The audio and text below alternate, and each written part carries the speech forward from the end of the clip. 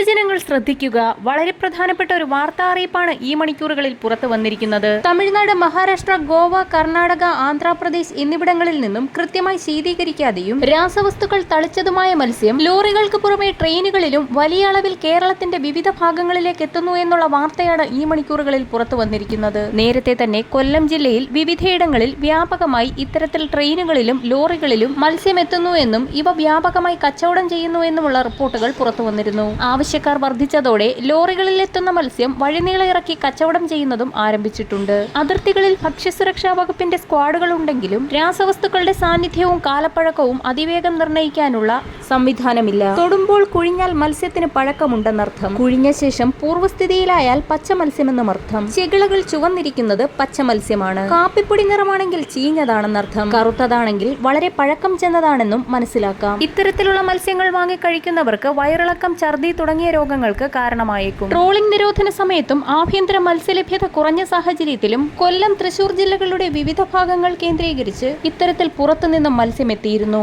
നീണ്ടകര വാടി മത്സ്യങ്ങൾ എന്ന് പറഞ്ഞായിരുന്നു അന്നൊക്കെ മത്സ്യം കച്ചവടം ചെയ്തിരുന്നത്. ഇത്തരം മത്സ്യങ്ങൾ കഴിച്ച് നിരവധി ആളുകൾക്ക് ആരോഗ്യ പ്രശ്നങ്ങൾ ഉണ്ടായ സാഹചര്യത്തിൽ പരിശോധന കർശനമാക്കി.